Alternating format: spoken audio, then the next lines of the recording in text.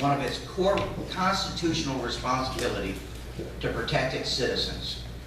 I'm sorry, but I will not vote for anything that puts our citizens at risk and put their safety ahead of the desires of someone that wants to come into this country. Thank you, sir. Ms. Thomas. The issue of illegal immigration is deeply personal to me and my family. My parents came to this country legally. They were willing to follow the laws so that they could have a better life.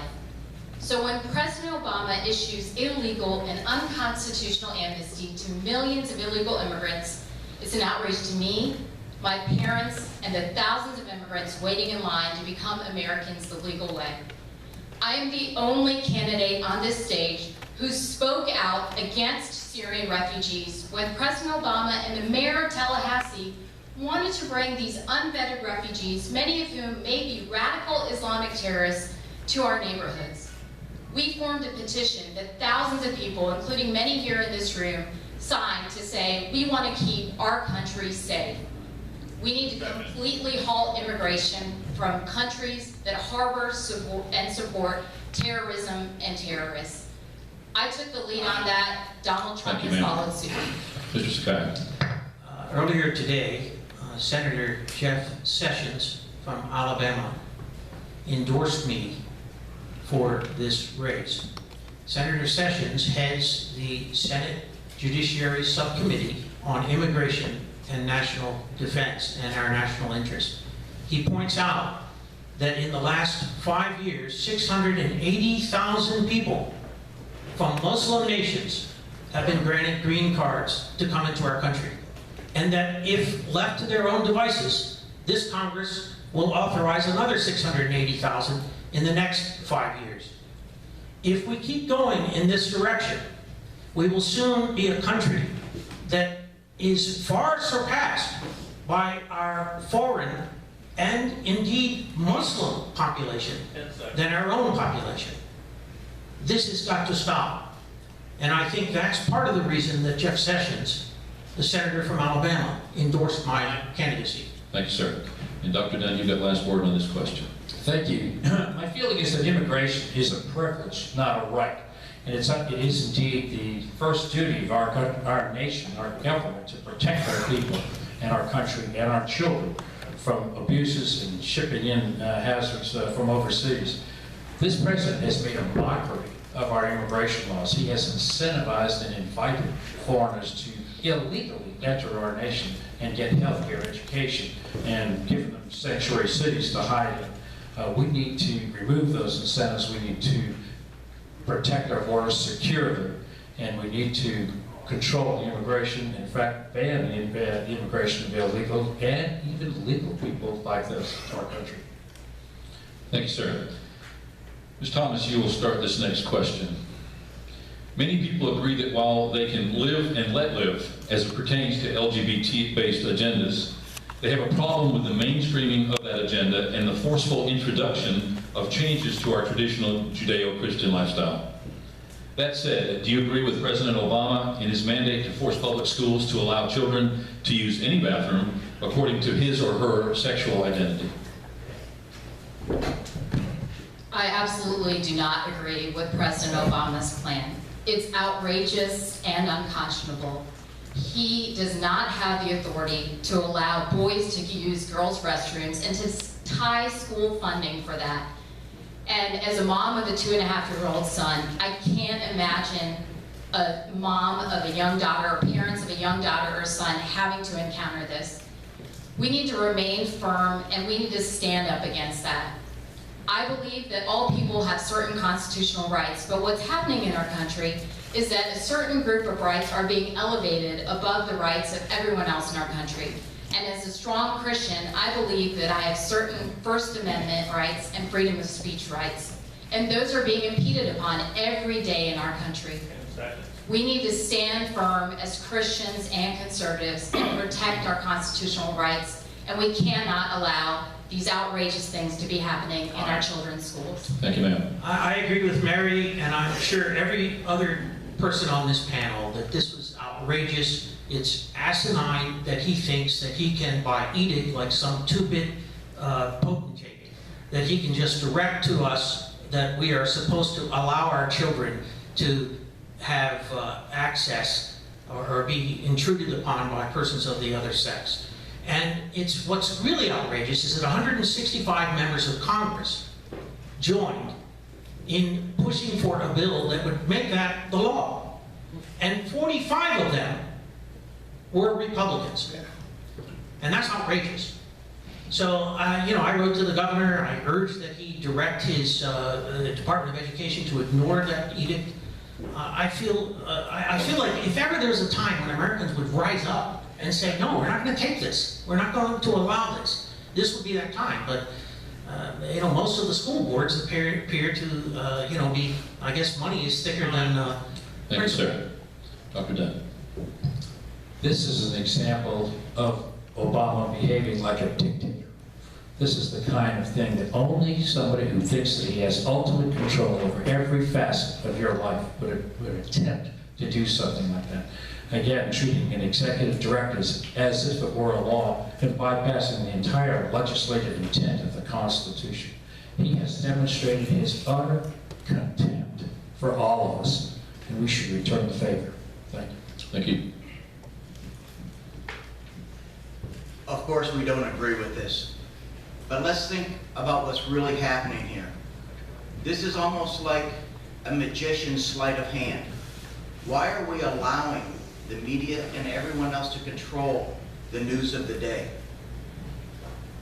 The magicians watch over here as I'm really doing the magic here. Why are we dealing with this issue when we're facing $20 trillion in debt? Let's not fall for this. Let's not let these people continue to dictate what we're thinking about and what we're talking about. No, it's not a law. It shouldn't be. We can fix it. Like any criminal investigation, you always say follow the money. Well, why are we even looking at considering this? Is because we've allowed our tax dollars to go to the federal government, and then we have to beg and plead to get 40 cents on the dollar back. It's time we stop it and start paying attention. Thank you, sir. To what's really important. Mr. Sakai, you'll be first on this next question. Arguably, there are too many regulatory agencies, many times impeding progress in the areas in which they were originally designed to facilitate. What are your plans to cut some of these regulatory agencies and pave the way for enhanced progress in Florida's CD2? Here's part of the problem. Congress will pass a statute, and the statute will be this long. And then the regulatory apparatus takes over. And they then become the bureaucracy. And they pass all types of regulations that are interpreting that statute. Now, my plan is to propose a bill in Congress that would require that would require the agencies to report to Congress on a regular basis as to the regulations they have imposed and to keep them in line. Now, the problem is, and believe me, I have represented individuals and corporations for the last 23 years since I left the U.S. Attorney's Office, fighting government regulation. And I can't tell you how many times we've had that conversation. The timekeeper's mean. He just, the way he snaps that out. But we've been, I can't tell you how many times we've had the conversation where Thank you, sir. There's a reason we picked Mr. Butler to be our timekeeper. Dr. Dunn. Thank you very much. There are a number of regulatory agencies that we could start by shaving for the most obvious of reasons that they're doing a terrible job and they're harmless. Education comes to mind. We can shrink EPA vastly. We can move the Department of Energy functions into Commerce and keep only a small part of them. But the point of it is to regain control of the regulatory agencies. Congress can do this. We say you can't fire a federal employee. You can fire a federal employee, and we need to make that easier. You can get control of the budget year after year after year. You can deny agencies money when they spend it the wrong way. And I think we need to go back up there and get control of these agencies and the budgeting process on an annual basis. Thank you. Thank you, sir. Ms. Moran. They're right. The thing is that legislation is already in process. That's called the REINS Act. It passed the House, and it was dropped in the Senate last month, and is sitting there, and this is how we take control back. But I tell you, this is not just a theory to me. I live it. As a small business owner that actually deals in auto bodies and paint and some of these things that they regulate, I know what it's like to have these overreaching government agencies come in and come with a us versus them mentality. And they're trying to harm the small business owner. This is the backbone of this nation. It's time we put a stop to that. This isn't a theory. I'm going to go up there and I'm going to make sure that we rein some of these individuals back in. I'll make sure what after that REINS Act, if it comes out of the Senate, if that doesn't make it, we'll introduce it again and let's fix this. Thank you, sir. Mr. Thomas.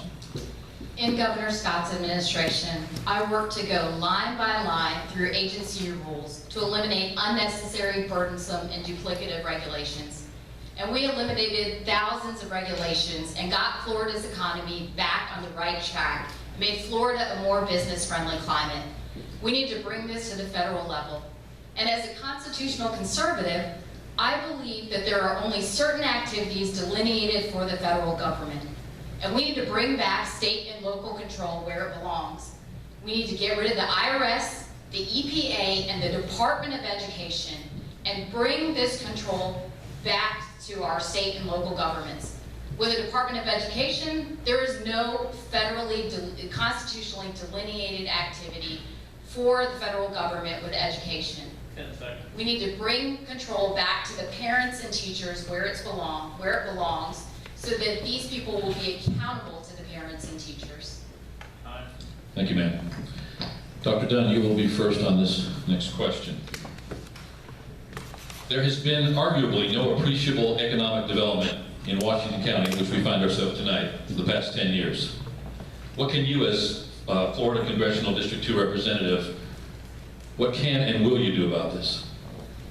I have been serving on Governor Scott's Enterprise Florida Board for the last couple of years. We've been working very hard to try to bring to the rural areas of North Florida some opportunities to start manufacturing and distribution supply. I would obviously continue that work from the congressional office should I be elected. I think that we can make that more possible from Washington. Right now the efforts are coming mostly from the state. And you have some great people right here in Washington County working on your behalf to bring businesses to Washington County. And I hope that you continue to support these people in the Chamber of Commerce to build your infrastructure and to make it more invitable to have businesses come here. Certainly I would be in favor of helping you with infrastructure in every way possible. And I have experience in that area doing exactly that. I work on Bay and County CTA as well. Thank you. Thank you, sir. Mr. Moran. Let's stop looking to government to fix our problems. Pretty typical. Government will create a problem, and then they'll send candidates up there to tell you this is how I'm going to fix them. Government doesn't create jobs. Entrepreneurs, business owners, we create jobs. The only thing that the government should have to do with job creation is creating an infrastructure where you'll have people like myself, some of the people in this audience that are willing to come in and risk their own capital and build a business. I'd like to go back a little bit about these regulatory agencies, and I've got to ask you a question. How many years have we heard people stand up here and tell you that they're going to eliminate a federal agency? There's not been a single one eliminated in our lifetime. 10 seconds. Let's not do this. Let's not fool ourselves. Let's do what we can do and not make promises we can't keep. Thank you, sir. Ms. Thomas. Well, I believe we've had enough in Washington of people not having lofty ideals. That's why we haven't gotten anything done in Washington, because people are not fighting for true wholesale conservative reform. And I am the only candidate up here who has put forth a comprehensive pro-growth economic plan. That plan includes cutting spending, cutting wasteful spending, cutting regulations, and also implementing tax reform. We need to look at adopting a flat or fair tax. And what we need to do is we need to allow a corporate tax of 14.5%. So corporations and businesses will be able to keep more of the money that they own, they'll be able to hire people, and we will create true economic growth. And we need to look at getting some good vocational programs in our rural counties. People need to learn these skills. Not everyone needs or wants to go to college and incur hundreds of thousands of loans. And some of my biggest supporters are small business owners, plumbers and electricians. And you have final word on this question, Mr. Sakai. Thank you.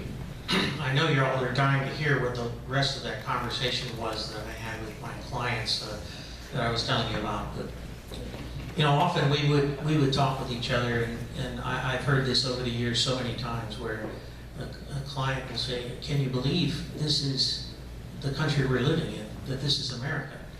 Because the regulations are so oppressive, and you are required to do so many different things just to stay in business. And you spend so much of your time trying to fight those regulations rather than being productive. But I would note that there are 24,856 people that reside in Washington County. Unfortunately, 5,556 are gainfully employed. So we have a serious issue, not just in this county, but in many other counties in our district. And I think it is true that I better stop at this point. Thank you. Thank you, sir. Mr. Moran, you will start this next round of questions. Since Ms. Thomas brings up the high cost of education, we'll ask this question next. We're enjoying what is laughingly called the boomerang generation. Many of our four-year college students going to school, coming back home, $110,000 or more in school debt, and then coming back home and living with mom and dad because they have no marketable skills or no opportunity for real jobs. Here in the town in which we find ourselves today, Chipley, we enjoy Florida Panhandle Technical College, a career in a year within 12 months, the opportunity to get a real career, a real job, upwards of $30,000 after 1 year of training versus coming back with school debt and not being able to find a job. In your role as representative from CD2, is there an opportunity, and if so, what will you do to try to help fund more of these technical schools and start producing people who are ready to, who are job ready and ready to go out there and enter that workforce and become taxpayers? Again, this isn't just a theory for me. I employ those people. I know what the welding school can produce. But you know what we've not done is we've taken way too many of these trade schools out of the high schools. Let's get those back in high schools. Let's teach our young men and women that it's okay to make a living with your hands. Callus is here. It didn't hurt anybody, okay? There's nothing wrong with that. That's what built this country. Let's get the education back in schools, back to where our young men and women can come out and be productive. Everyone talks about reducing the tax rate and bringing jobs back here. What we have to remember, though, is if you don't have the trained individuals to do those jobs, it doesn't matter what the tax rate will be. Yes, I would enjoy a lower tax rate, but let's get some qualified, skilled people here that I can give jobs to. Thank you, sir. Ms. Thomas. Well, I feel that most of the funding for vocational programs actually resides with the state. And in the federal government, we're $19 trillion in climbing in debt. One thing that we can do is we can get rid of the Department of Education. And a lot of that money we can bring back to the state and local governments and let them use as they see fit. Obviously, I think that vocational schools are very, very important to not only our country, but especially to the 2nd District. So we need to work to develop those programs. But most importantly, we need to bring manufacturing back, because even if we have those vocational schools, we have no manufacturing because our corporate taxes are as high as 40%. We're driving corporations out of their country. And part of my comprehensive pro-growth economic plan includes having lower corporate taxes, 14.5%, and also allowing corporations to repatriate their money back to the United States at a 0% rate. This is going to allow for job creation and economic growth like we have not seen in decades. Thank you, ma'am. Mr. Sakai. It's shocking to me, and I'm sure it was to you, that some 53% of every adult under 30 looks favorably at socialism. And if you stop and think about what our education system has done For years and years, this has been the problem. The professors just drill this into the students. For instance, when I was in school, we had a problem